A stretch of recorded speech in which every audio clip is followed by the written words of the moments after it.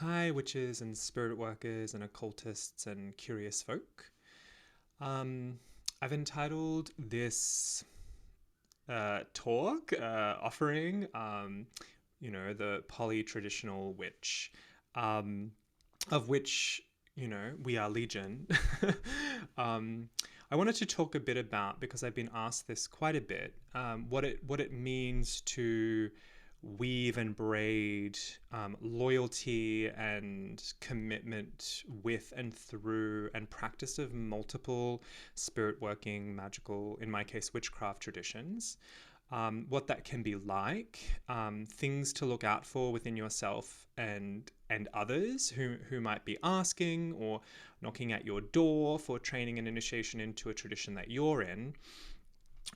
You might be someone who belongs to and practices and expresses from the kind of the matrix or the lore and the power of one particular tradition. But there are many of us who work in a more braided way, because life is complex. And just as I am a child of various ethnic lineages, and probably you are too, just as I have lived in multiple places, cities, towns, in my case, almost all of those are on unceded, stolen Aboriginal land. Just as we are inspired and enthused by a multiplicity of threads and sources and tracks and teachings and all kinds of things in our lives, the same can be said for magical traditions, for spirit working traditions. And I'm specifically speaking about magical and spirit working traditions. I'm not talking about other religious orders or other mystical orders. Although, witchcraft can be a mystical and religious order for some. So, I guess it needs to be said that, straight up, that I have been through the initiatory rites of 4 traditions of the craft. Um, and I work privately, internally, intimately within the alchemy of all of them, in terms of my activity, in terms of my turning up to lived communities, and lineages and students and initiates and initiators. This is more complex. I actively teach and mentor and work within the communities of Reclaiming, Anderson Ferry, and Wildwood. But I have strong magical and familial ties to a British Tasmanian thread of craft as well, which still lives inside of me. Because, once initiated, always initiated, you can't scrub this stuff out. And so I tend to those relationships in the ways that I best can. Amidst all of this complexity, I'm always going to fall short of the mark that I desire to hit. Humans, we're prone to mistakes and errors, which I'm told by people in the know actually is more of the original context of what is later called sin by, I guess, Christian theologies. The idea of missing the mark is kind of more correct, I've heard, for Jewish traditions and Jewish ontologies and theologies. But anyway, I'm sidetracking myself again because I'm trying to contextualize everything, which I can't. So, and also on the background, not just the other magical spirit working traditions that I'm connected to are those that are alive in my father's family. We people anthropologists call, what Balinese people do, Balinese Hinduism. But it's, again, more complex than that. Balinese Hinduisms are complex. Hinduisms are complex, and there are many myriad forms of them, some of which are intensely about spirit work and magic, often with mystical ends. So, in saying all of that, I guess originally I didn't know if I wanted to be involved in traditions. I just knew myself to be a witch. I knew myself to be witch. by which I mean that I experience and understand myself as witch in all worlds. This incorporates and includes my humanity. This incorporates and includes, so-called divinity. This incorporates and includes all manner of realities. And if you know me and you connect with me through my work and my offerings in the world, you'll know that I'm very into precision of language for the simple fact that I try my best. I try my best to convey what I actually mean, to mean what I say and say what I mean. And so I venture into the realm of poetry often because many of these things cannot be said with prosaic language. And so you'll just have to follow along because this is what I have to offer.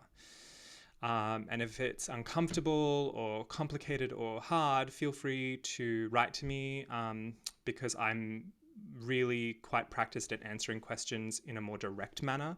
But because of the nature of initiatory mystical traditions, it can be really hard to kind of also preempt questions and to even talk about this stuff, because there are other persons and spirits and powers that are also informing what I say knowingly and unknowingly. So I began as a human, as a witch, right? Coming forth from, in my case, my mother's being into the world.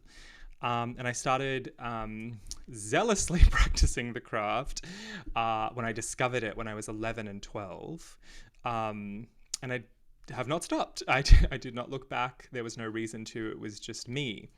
And of course, I read everything I could get my hands on. So I began to realize quite early on, by age 14 and 15 definitively, because that's when I stopped identifying as a Wiccan, because I started to realize, oh, Wicca is a specific collection of lineages and traditions which I may or may not be interested in. And certainly I am not an initiated Wiccan at all. So, and have no desire to be one. So I stopped identifying as Wiccan at this time. Now, this is more common in countries like so-called Australia and in Britain, where Wicca specifically usually means Gardnerian and Alexandrian witchcraft, whereas in the States, to identify as Wiccan is a bit more grey. It could mean that you practice a Wiccan form of witchcraft, which plenty of writers and teachers and initiates of all kinds of traditions have spoken on. Jason Mankey is one of them, who has spoken about Wiccan witchcraft and how that incorporates, certainly in the United States and maybe in Canada and maybe in Brazil and maybe in Australia and Britain, but certainly in the so-called North America or Turtle Island, this idea that Wicca that Wiccan witchcraft is not just the initiatory lineages, that it can also be non-initiatory Wicca, which is something that was very much, I guess, promulgated, provoked, pushed out there by Scott Cunningham, certainly in his 1988 book, Wicca, A Guide for the Solitary Practitioner. Because before that, before, I guess, the 80s, Wicca was very much, a coven-based initiatory series of lineages and groups, which it still is. So I know many, many, many people, some of whom are my own initiators and my own initiates and my own initiate kin, siblings, brothers and sisters of the art, who are polytraditional, multi-traditional witches. Generally speaking, it has nothing to do with collecting degrees and collecting initiations. Again, this is why I kind of mentioned before this thing of checking within yourself as well. Do I want this other initiation, or do I want this tradition because of the people involved who appear to me to be glitzy and glamorous and sexy or intelligent or blah, blah, blah, blah, all the things, all the desirables, whatever, all the social credentials. Or am I deeply, thoroughly interested and intrigued and called? And do I already feel like I belong? Are these my people? Now, this is not going to be true across the board. There are, in some cases, like I belong to one tradition of which there are about, I guess, 55 active initiates currently. I belong to another tradition where I couldn't even tell you, because reclaiming witches can just self-declare and self-identify if and when they choose. As well as that, in reclaiming, there's initiation, which I'll get to later. And I don't actually know how many initiates there are of the various branches of the witchcraft that comes through the Andersons. My best guess is that there are like between 300 to 500 of us. And I don't really know. So, you know, you're never going to like everyone in a tradition. You might not even be able to get along with everyone in a tradition, and that's not always the point. Although, as a non-dualist, I think it's really important to remember that the human part of a tradition, because spirit working magical traditions are more than just the human parts, that's the whole point. The human part of the tradition is not something to be like denigrated or deflected from or rejected either. The humans in the tradition probably provoke and catalyze most of the important work.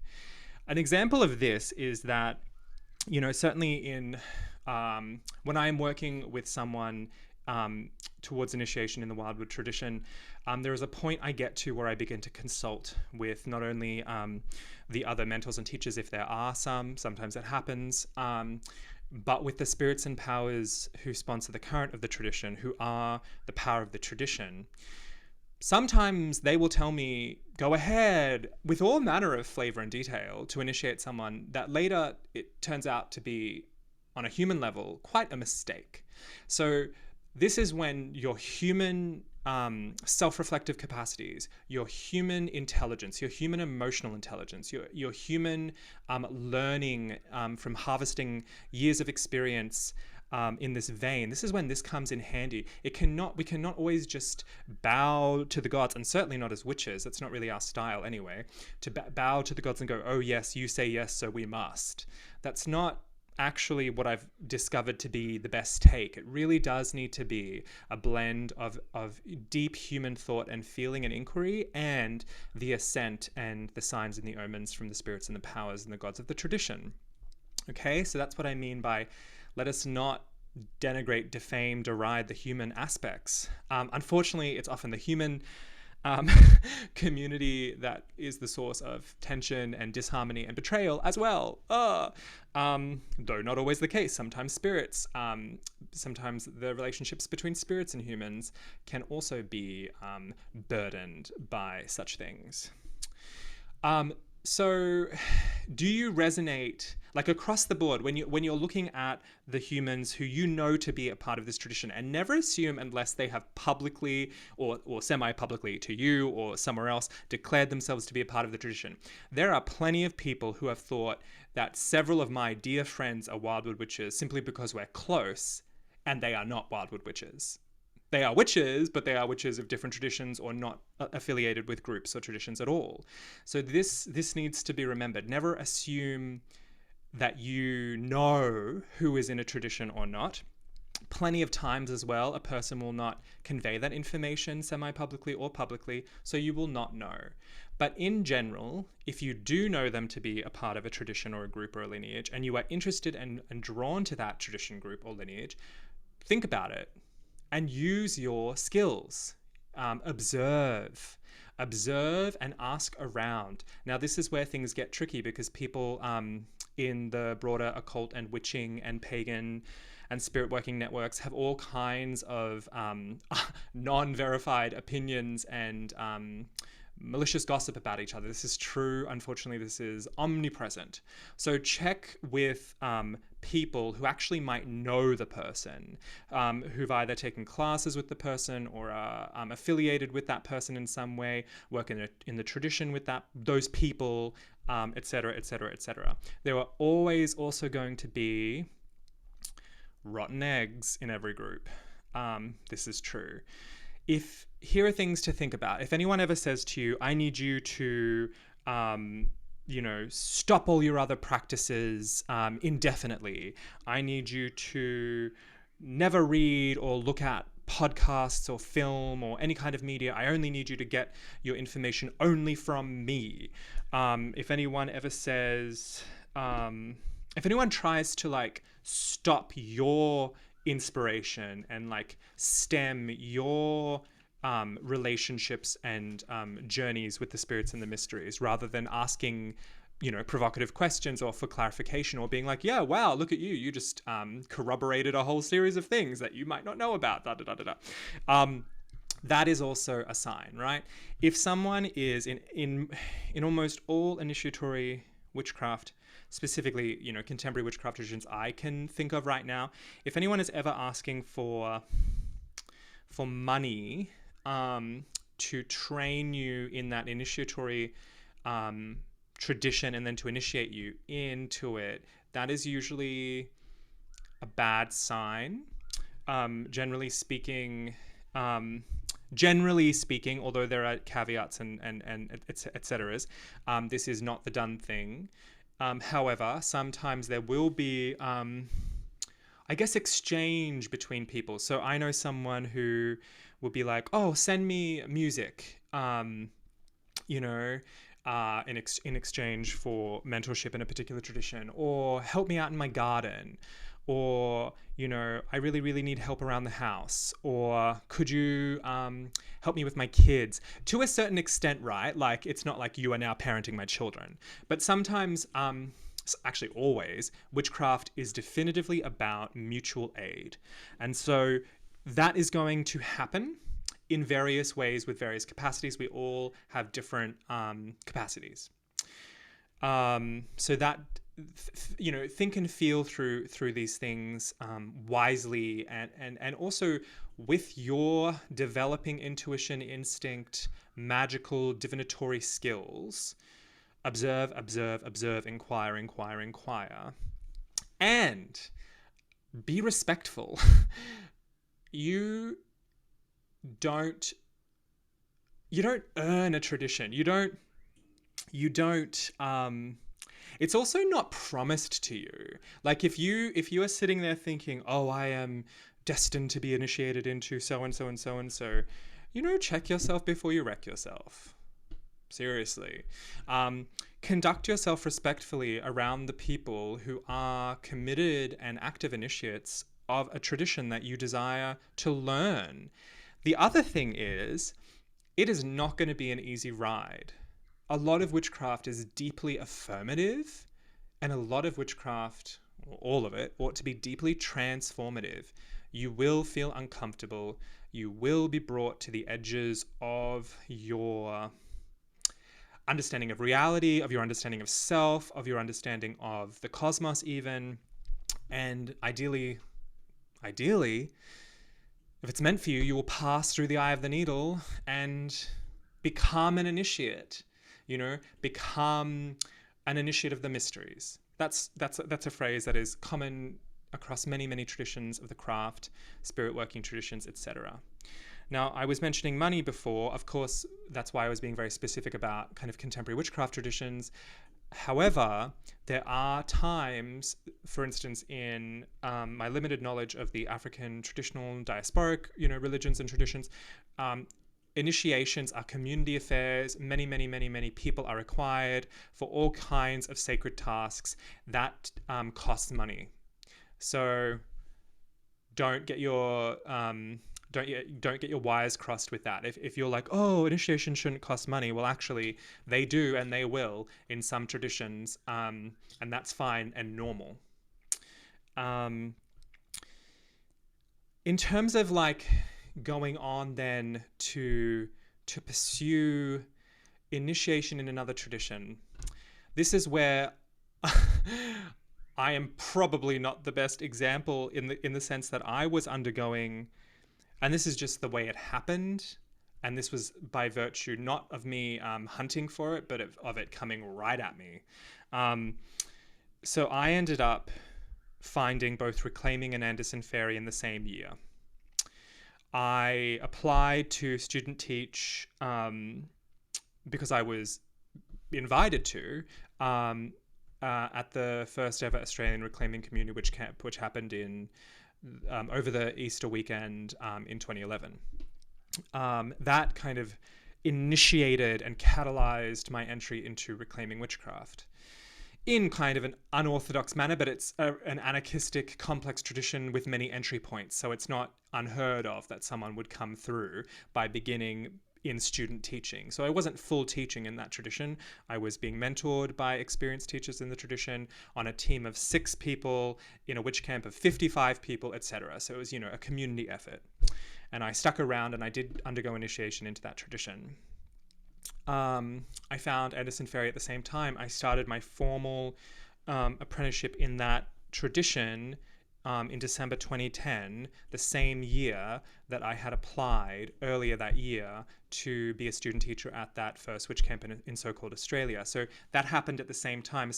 And then at the end of 2012, I met my teacher in another thread of witchcraft, and that we mutually decided to take each other in at that time. Now, this was all in response to feeling and fate. What do I mean by that? Immense synchronicity, uncanny omens. So not just, oh, a bird, or a snake, or that cloud looks like a unicorn. I mean, a series of compounding, uncanny, very, very strange, non-normative, in the context of time, progression of time, space, things you can't possibly know, but then if you convey them to the person, they're like, correct, situation.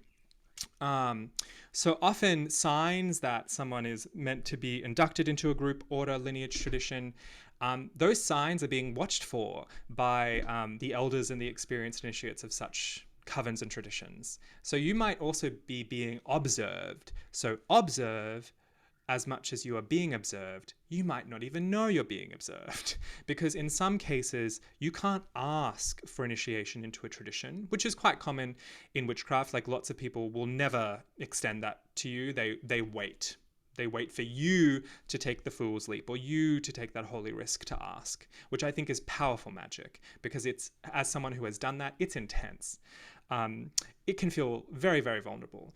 And in other cases, you have to kind of wait for an invitation. And then it can get very, very grey. The rules are very, very grey. But in general, witches aren't going around hunting for would-be initiates. This is just not the case. We are, however, always keeping our kind of eyes, ears, and senses open for people who might be of us.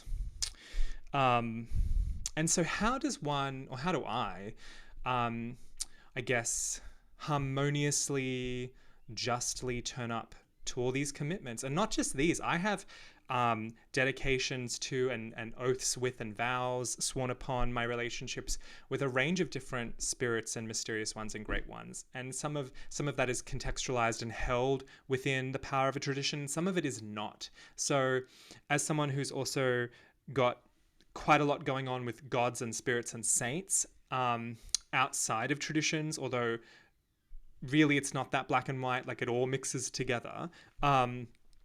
How do I do that? Well, it's actually a lot of work. If you are someone who has many familial connections through multiple generations, who has children, grandparents, cousins, many different kinds of friends in many different kinds of places, you probably are going, and you are someone who feels like you really need to turn up to that in various ways at various times, as well as take care of yourself and your own household. That's how much work it is. And it's not just work, because all of those relationships will support and sustain, inspire, and incite you and excite you. So it's not just about what we're generously pouring out or what we're passive aggressively trying to hook. It's actually really about the dynamic mutual exchange and the mutual aid I was talking to before.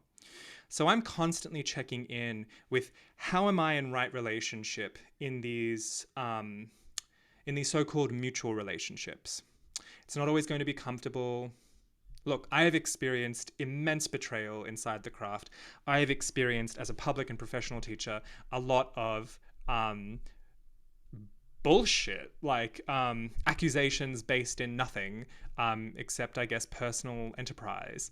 Um, and I've experienced, personally, intimately in covens, immense hurt, because this is vulnerable work. This is vulnerable, heart opening, soul deep work. So on that level, what are you able to turn up to?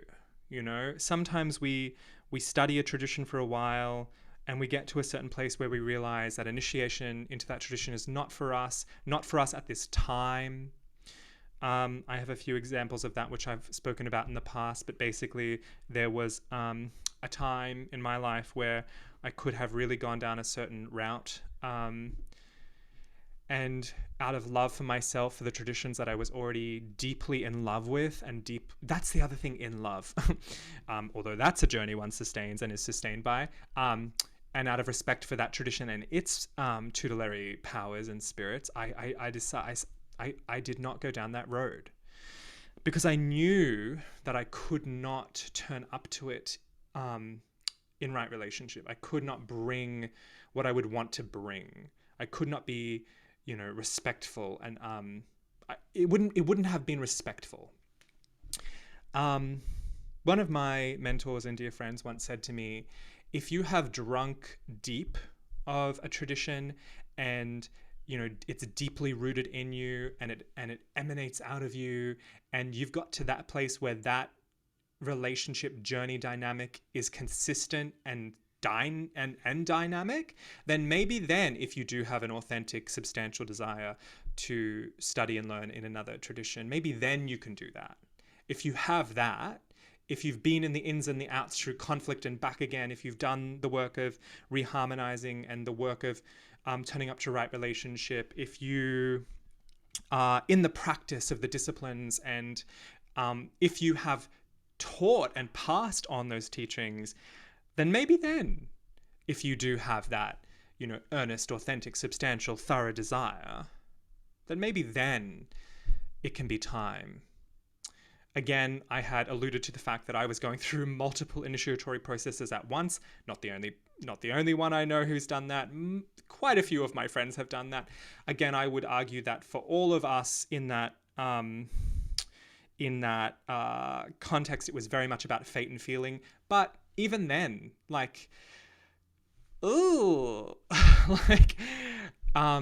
never going to be able to perfectly execute our decisions and our life paths 100% all the time. There's nothing wrong with being attracted to multiple traditions. What's really fascinating to me is that I have been, I have heard and had said to me, oh, how can you possibly do that? Later discovered that those people are doing the exact same thing. And again, I feel for the most part that I do turn up to my communities, my traditions, the spirits and the practices and the teachings and the magic, all of the magic. Because here's the thing, a tradition is not its practices. It is not it's not even its spirits. It's not even its humans. It's not even its initiations. The tradition is greater than the sum of its parts, and it includes me and my journey and my emotions and my life. I have a saying, initiation impacts and touches all aspects of my life, and all aspects of my life impact and touch initiation. You will be rearranged, reforged, transformed, and brought through the gates of power if, in fact, the initiation has taken. Right? Because sometimes people can seemingly be ticking all the boxes, although if someone is ticking all the boxes and approaching it that way, that's when red flags go up for me. And there's a difference between being studious and diligent and kind of ticking boxes, especially in witchcraft traditions. And, there's a difference between doing all of that and then going through the outer form of a ritual of initiation and not getting it. Just not getting it. Initiation has to take. And so sometimes we continuously observe and work with those we have initiated, just to either to be there for when their life has blown up. Maybe it's blown up several times during the training, as can happen, or just to kind of watch and just, be a friend and an ally, because you're now more than a friend and an ally. You're a sibling of the art with these people. You're family on a deep soul level. So there you go. And that's the other thing we should probably, or we could all be familiar with. Family is has multiple constructions and multiple dynamics. Like you're gonna have this connection with this family because you were once married to this person, and you might still have it because you just love those people. You might have an old school, like from first grade friend whose family you're basically adopted into, and then you might also have the family of the people you went to university with and struggled through your master's and PhD with, if that was your journey. And then you'll have the family of your current partner or partners, and et cetera, et cetera. So it's very similar to that. I guess the answer is always not, what can this tradition do for me? But how do I bring myself whole and complete, in all my parts, this complex, mysterious being, into this thing that pre-exists me, but that I'm deeply drawn to? Every new initiate will impact the egregore of the tradition. This is just true. We are all taking a risk when initiation happens. These holy risks. Everyone is taking a risk. You don't need to like everyone in that tradition, as referenced earlier, but try your best. And I have failed here, and I have tried my best to repair.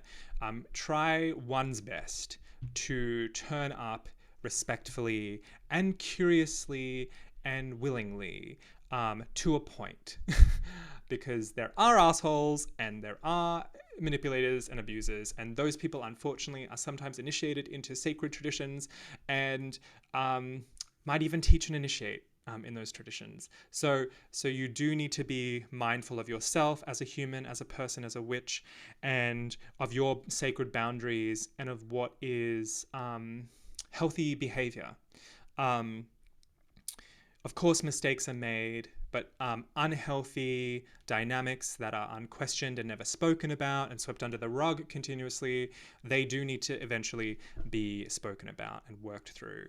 And I have seen that happen time and time again. Again, humans.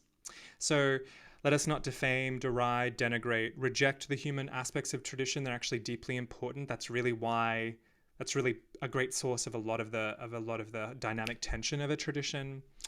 How we harmonize and dynamically work in a multi-braided way. Well, sometimes I'm going to be doing, when I'm alone and with no other living human around me, when I do ritual, it is a complex braid of all my traditions. Sometimes it has more of a wildwood flavor. Sometimes it has more of a fairy flavor. But it is definitely a unique braid of all of those influencing factors that are deeply, deeply, deeply formative to me and my craft. And so that's true, Other times, especially when I'm teaching and mentoring, the lines are a little clearer, the distinction's stronger, because I'm passing something that is also beyond me, whole and complete unto itself to a person. And so yes, all witchcraft traditions, to borrow reclaiming language, are dynamic and constantly evolving. This is true, or they ought to be. Otherwise, are they witchcraft? I don't know.